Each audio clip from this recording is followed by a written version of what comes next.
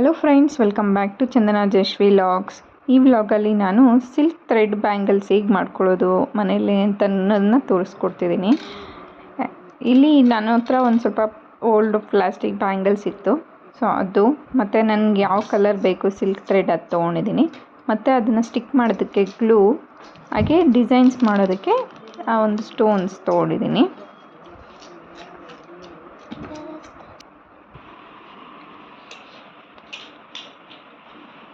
ಈಗ ನಾನು ಒಂದು ಸ್ಲೇಟ್ ತೊಗೊಂಡು ಅದಕ್ಕೆ ಒಂದು 15 to 20 ಒಂದು ಥ್ರೆಡ್ ಎಳೆಗಳನ್ನ ಸುತ್ಕೊಳ್ತಿದ್ದೀನಿ.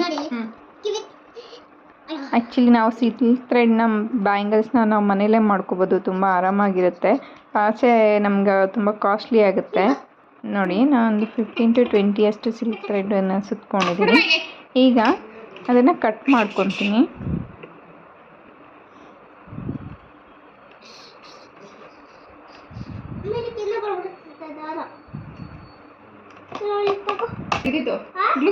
ಕಟ್ ಮಾಡಿರೋ ಎಡ್ಜಿಗೆ ಥ್ರೆಡ್ ಒಂದು ದಾರ ಎಲ್ಲ ಬಿಟ್ಟು ಹೋಗ್ಬಿಡುತ್ತೆ, ಅಲ್ಲಿ ಒಂದೊಂದೊಂದೊಂದು ಮಿಸ್ ಆಗಿಬಿಡುತ್ತೆ. ಸೊ ಅದಕ್ಕೆ ನಾನು ಸ್ವಲ್ಪ ಗ್ಲೂ ಹಾಕಿ ಅದನ್ನು ಎಲ್ಲ ಥ್ರೆಡ್ನು ಒಂದು ಹತ್ರ ಸೇರಿಸೋ ಥರ ಸ್ಟಿಕ್ ಮಾಡ್ಕೊತೀನಿ.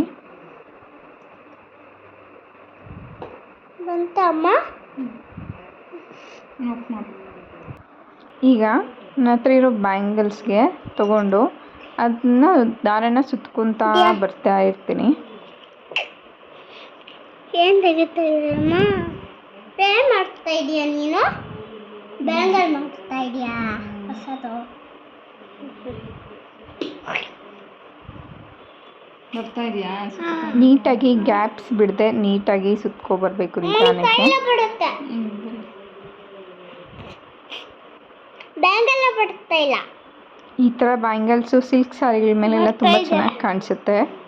ಇವನ್ ನಾವು ಮನೇಲಿರೋಂಥ ವೇಸ್ಟ್ ಓಲ್ಡ್ ಬ್ಯಾಂಗಲ್ಸ್ ಎಲ್ಲ ಇತ್ತು ಅಂತಂದ್ರೆ ಆರಾಮಾಗಿ ಮಾಡ್ಕೊಬೋದು.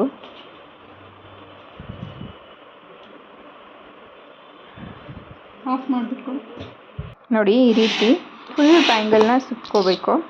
ನೋಡಿ, ನಾನು ಇಲ್ಲಿ ಸುತ್ತಿ ಮತ್ತು ಅದಕ್ಕೆ ನನಗೆ ಯಾವ ರೀತಿ ಬೇಕೋ ಆ ಥರ ಡಿಸೈನ್ ಮಾಡ್ಕೊಂಡಿದ್ದೀನಿ. ನಾನು ಜಸ್ಟ್ ಸಿಂಪಲ್ಲಾಗಿ ಮಾಡ್ಕೊಂಡಿದ್ದೀನಿ. ಈ ಸ್ಟೋನ್ಸ್ಗೆ ಗ್ಲೂಸ್ ಹಾಕಿ ಸ್ಟಿಕ್ ಮಾಡ್ಕೋಬೋದು ಆರಾಮಾಗಿ. ನೋಡಿ, ನಾನು 4 ಬ್ಯಾಂಗಲ್ ಮಾಡ್ಕೊಂಡಿದ್ದೀನಿ. ನಾವು ಇದು ಬೇಕಾದರೆ ಎರಡು ಹಾಕ್ಕೋಬೋದು ಅಥವಾ ಒಂದನ್ನಾದರೂ ಹಾಕ್ಕೊಬೋದು. ಸೊ ಈ ಬ್ಯಾಂಗಲ್ ಜೊತೆ ನಾವು ಗಾಜಿನ ಬಳೆನ ಮಿಕ್ಸ್ ಮಾಡಿಕೊಂಡು ಹಾಕ್ಕೊಂಡು ಚೆನ್ನಾಗಿ ಕಾಣಿಸುತ್ತೆ.